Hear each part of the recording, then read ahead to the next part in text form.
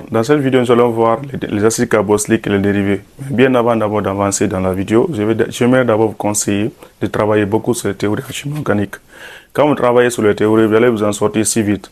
Mais si vous laissez les théories, vous voulez seulement faire les exercices, vous allez souffrir forcément, ça c'est clair. Et ce n'est pas le défaut du professeur forcément, non. Des fois tu peux ne pas comprendre à l'école, mais quand tu viens suivre mes vidéos, par exemple, tu vas bien comprendre les cours. Et si tu comprends aussi les cours, tu peux encore reprendre très bien. Tu peux encore travailler et chaque fois que tu colles avec l'exercice, prends la vidéo, tu regardes toute la vidéo. Ne regardez pas seulement par séquence, c'est pas bon. Si vous êtes collé sur une partie en exercice, viens voir la vidéo. Chaque fois, c'est comme ça que tu vas faire. Donc, pour ça, nous allons passer ici à l'acte. Pour les acides carboxyliques, par définition, vous allez dire que les acides carboxyliques sont des composés oxygénés qui se caractérisent par le groupement carboxyle.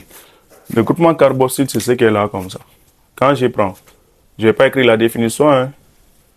Quand on prend la formule générale, c'est R, liaison C, double liaison ici, O, liaison OH.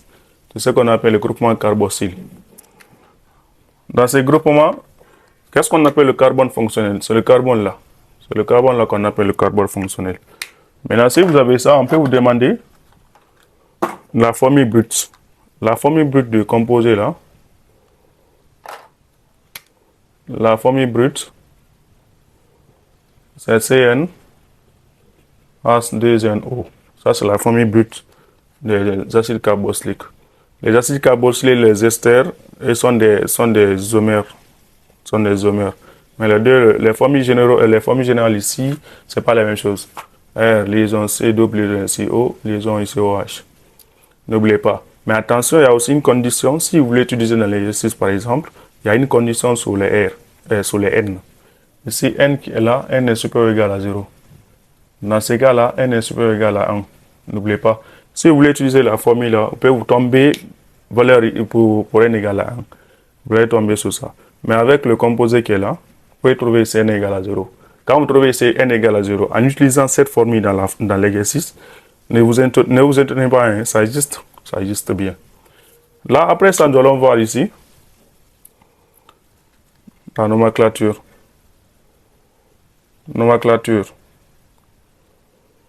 La nomenclature ici des acides carboxyliques, il suffit juste de prendre ici les alcanes. Quand vous prenez les alcanes, vous mettez ici acide. Vous enlevez le E qui est là, le E final là, vous remplacez par OIC. Vous enlevez ça, vous remplacez par OIC. Quand vous enlevez ça, vous remplacez par OIC, vous aurez acide alcanoïque. Vous aurez acide alcanoïque. C'est qui est là comme ça. Vous enlevez le E, vous aurez acide alcanoïque. C'est comme ça que vous allez faire. Maintenant, pour ça, je vais prendre un exemple. Si vous avez CH3C, CH2, liaison C, double liaison ici, liaison OH. Pour nommer ça, c'est très simple. Quand vous regardez au niveau des alcanes, vous allez dire ça c'est propane parce qu'il y a 3 atomes de carbone. Mais avec les acides carboxyliques, vous allez juste dire acide propanoïque. Acide propanoïque. On appelle ça acide propanoïque. Si vous avez CH3, C double liaison CH3, après là on a COH. Vous pouvez écrire comme ça encore. Là vous avez une ramification. Quand vous avez une ramification, essayez de numéroter. En numérotant, vous commencez là où il y a le groupement COH. Donc vous commencez à numéroter là-bas. Et dans ce cas, vous aurez 2 méthyl. 2 méthyl propanoïque. Je l'ai oublié. Vous mettez d'abord acide. Acide 2 méthyl propanoïque. C'est comme ça que vous allez nommer. Il y a plusieurs. Quand vous prenez aussi CH3, liaison CH2, liaison C, double liaison CH3, après CH2, liaison CH3, après COH. Vous numérotez, vous commencez toujours par le groupement COH. Pour nommer ça, c'est très simple. Vous regardez, il y a 2 groupements ici alkyles. Les 2 groupements ici alkyles sont fixés respectivement sur 2 et 3. Et comme c'est 2, vous prenez comme ça 2 et 3, diméthyl. 2 et 3, diméthyl pentanoïque. Mais n'oubliez pas, il y a acide déjà. Hein? Il y a acide déjà. Maintenant, après ça, nous allons voir la masse molaire. La masse molaire. La masse molaire, quand vous utilisez ici la formule RCOH, la masse molaire, vous aurez 14N plus 46. Mais si vous utilisez la formule CnH2nO2, dans ce cas, vous aurez 14N plus 32. Quand vous utilisez la formule dans vos exercices, vous aurez 14N plus 46. Quand vous utilisez la formule, vous aurez 14N plus 32. C'est ce qui est là comme ça. Maintenant, après ça, nous allons voir ici les acides carboxyliques en solution aqueuse. On nous a dit les acides carboxyliques en solution aqueuse, ça, ce n'est rien d'autre que les acides faibles. C'est des acides faibles.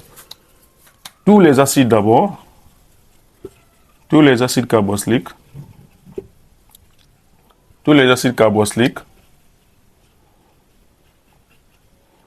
en solution aqueuse,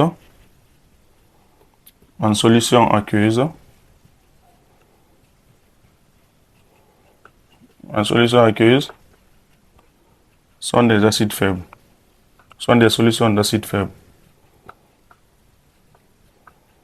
sont des solutions d'acides faibles. C'est ce qui est là comme ça. Maintenant, je prends un exemple. Si vous avez COH, CHCOH est appelé ici l'acide méthanoïque ou l'acide formique, plus l'eau. Du fait que ces acides faibles, les réactions dans l'eau, c'est une réaction réversible. Vous aurez HCO- plus H3+. Maintenant, vous allez mettre l'autopotolyse de l'eau. L'autopotolyse de l'eau montre la présence des ions OH- dans la solution. Déjà, il y a H3+, donc ça montre la présence des ions OH- dans la solution. C'est ce qui est là. On n'est pas oublié ça. Maintenant, de là, nous allons voir les dérivés. Les dérivés des acides carboxyliques. Dans cette partie, je vous prie de vous concentrer très bien. Quand je prends déjà comme ça, je prends R, liaison C, double liaison ici O, liaison ici OH. R qui est là, je vais dire c'est un groupement alkyle. C'est ce qui est là. Donc, je prends comme ça, Cl, liaison, je prends O, je prends aussi N, comme ça. Concentrez-vous très bien. Si vous avez la forme là, je mets ici Z. Voilà. Si Z égale à liaison Cl, je vais dire tout court Cl. Si Z égale à Cl, vous aurez R, liaison ici, R liaison C, double liaison ici O, liaison Cl. Maintenant, R, liaison ici C, double liaison ici O, liaison Cl, ça ce n'est rien que le chlorure d'acyle. Ça, c'est le chlorure d'acyle. D'où on rentre en profondeur sur les acides carboxyliques, sur les dérivés des acides carboxyliques.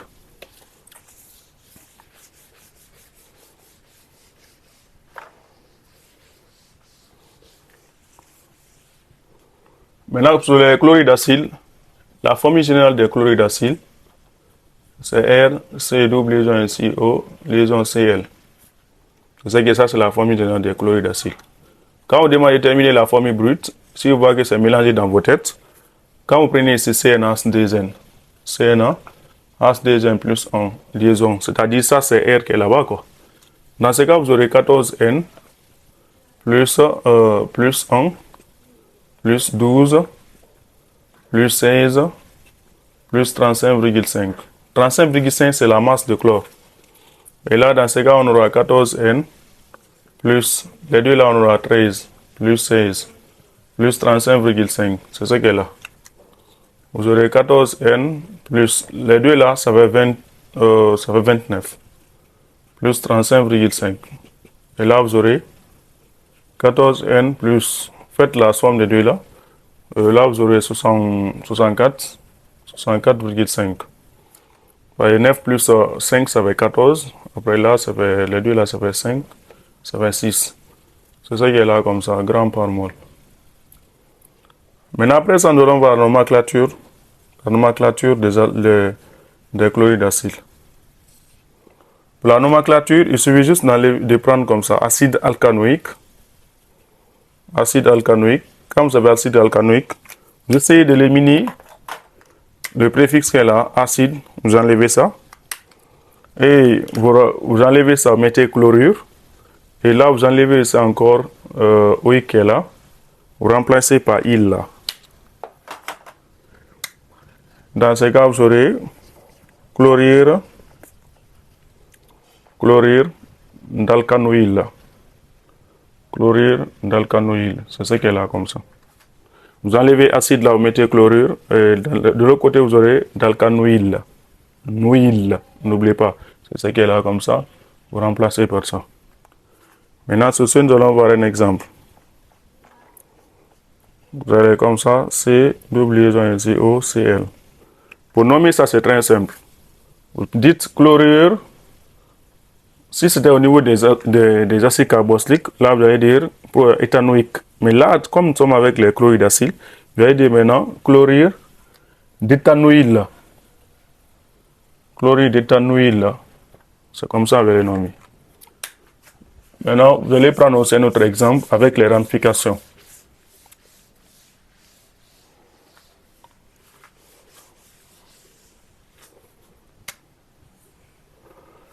Avec les ramifications, vous prenez C, là il y a C, H3, il y a H qui est là, C double liaison O, liaison Cl. Vous numérotez. Ce qui est là, vous allez dire chlorure 2-méthyl, chlorure 2-méthyl, propanoïl. C'est ce qui est là comme ça. Comme ça, vous allez nommer. Mais là, nous allons voir après les propriétés chimiques. Nous allons voir les propriétés chimiques. Quand vous avez la combustion complète, comment on appelle, réaction entre un chlorure d'acide et l'eau. C'est une réaction très violente. Donc vous avez ça, et Cl plus l'eau.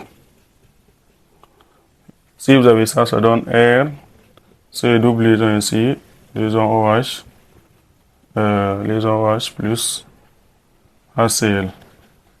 C'est une réaction piquante, très dangereuse.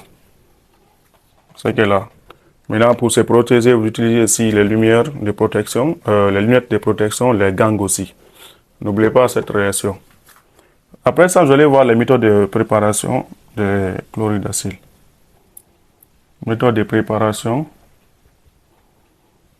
Méthode de préparation de chlorure d'acide.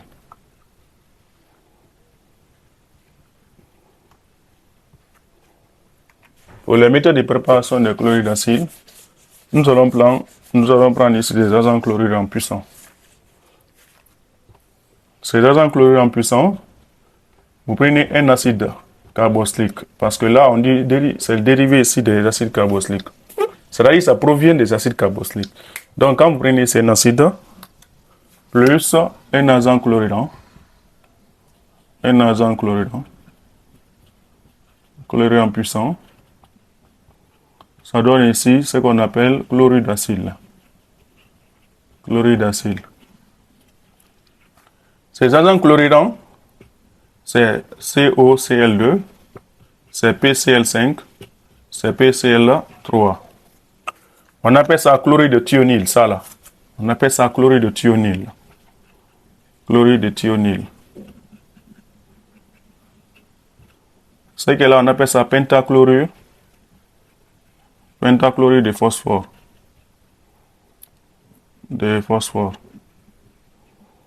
Ça est appelé trichlorure de phosphore.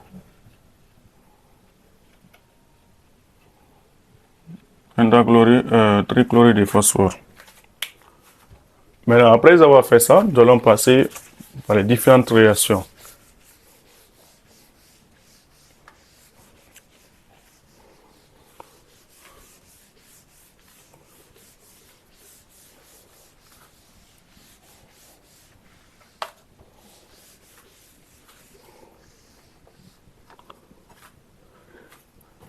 Vous prenez R, liaison C, double liaison ici, liaison H plus PL5.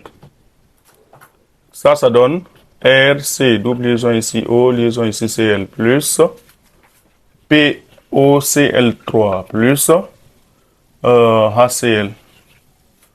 Voilà, ce qu'elle a, HCl. Ce qu'elle a comme ça c'est HCl. Quand on prenait ici CL, CL est pris ici 5 fois, CL est pris encore 5 fois. Ça, c'est un gaz qui se dégage, HCl. Voici, ça, c'est le chlorure d'acide, ce qu'elle a comme ça. Vous prenez un exemple à l'appui. Quand je prends C, double liaison ici, O, liaison ici OH.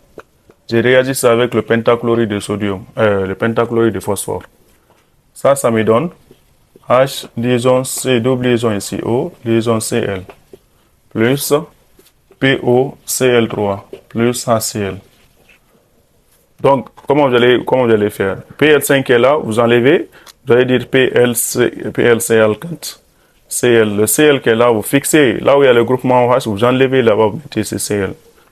Après là, vous aurez le composé là. Et là, on appelle ça chlorure de méthanoïl. Chlorure de méthanoïl. C'est ça qui est là comme ça. Nous allons faire les autres réactions. Vous prenez aussi un acide carboxylique. Maintenant plus SOCle. Ça donne R, double liaison ici, O, liaison Cl, plus SO2, plus HCl. Voici ce que ça donne.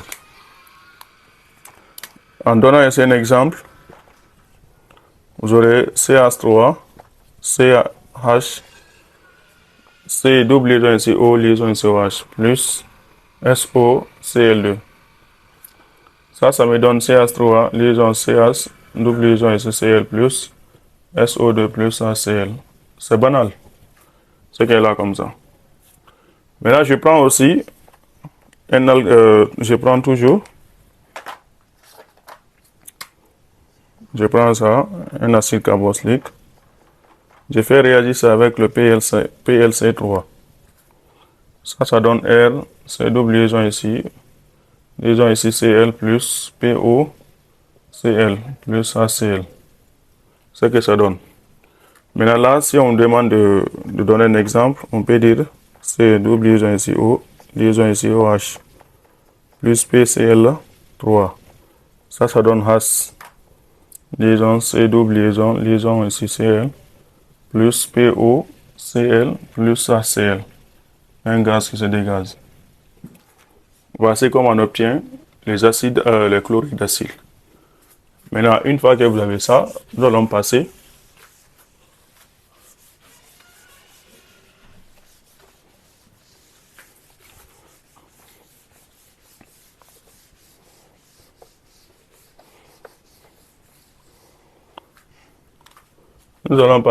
sur les anhydrides d'acide. Sur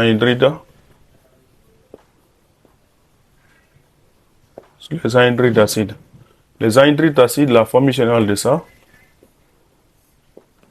prenez comme ça C double liaison ici, O, liaison C, double liaison ici, R'. C'est ce qui est là. Ça, c'est la formule générale ici des acides, des anhydrides d'acide. Avec ces formules, nous allons voir comment on nomme. Pour la formule brute, vous prenez comme ça CnH2n plus 1, ici encore CnH2n plus 1, faites la somme, mais ce n'est pas toujours le cas. Donc, vous prenez la nomenclature. Pour la nomenclature, vous prenez d'abord acide alcanoïque. Quand vous prenez cet acide alcanoïque, vous supprimez ces acides, vous mettez ici anhydride. Anhydride d'alcanoïque. Ça ne change pas. C'est ça seulement vous allez supprimer. Le reste, vous laissez d'abord. Maintenant, pour nommer ça, je vais prendre un exemple pour la compréhension. Si vous avez HC, double liaison ici, O, liaison ici, C, double liaison, et liaison ici encore H. Vous allez juste dire que c'est anhydride de anhydride méthanoïque. C'est ça qui est là comme ça.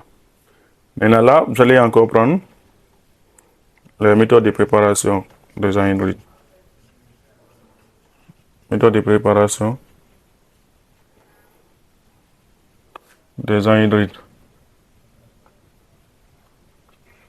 Des anhydrides d'acide. Il suffit de prendre deux alcools, deux classes d'acide carboxylique, ce qui est là, plus encore R' liaison C double liaison CO, liaison COH. Maintenant sur ça, vous allez essayer d'éliminer par chauffage. On chauffe les deux pour éliminer ici l'eau. Et si on élimine ici l'eau, en présence de P4O10, en présence ici de P4O10, on appelle ça décaoxyde tétraphosphore.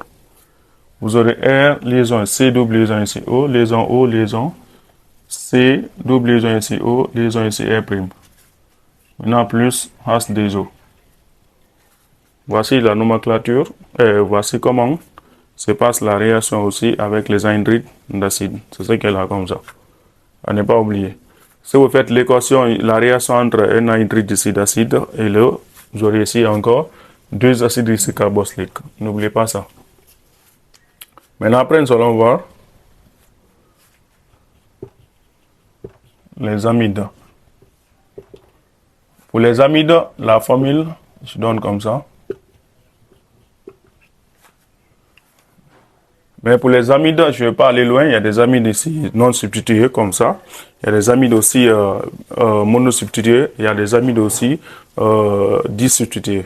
Donc, nous allons passer juste... Aujourd'hui, nous allons juste voir le cas là. Avec le cas là, pour nommer, c'est facile. Il suffit juste d'enlever le E final ici de l'alcane. Vous remplacez ici par amide. Vous remplacez par amide. Vous remplacez par amide. Dans ce cas, vous aurez alcanamide. Alcanamide. Quand vous dites ici alcan, vous mettez amide à la fin. C'est-à-dire le nom en question, quoi. C'est qu'elle là. Donc, je vais prendre un exemple. Donc, vous allez dire CH3, liaison C, double liaison ici. Après, liaison aussi NH2. C'est ce qu'elle là. Donc, là, on aura ici éthanol. On appelle ça éthanamide.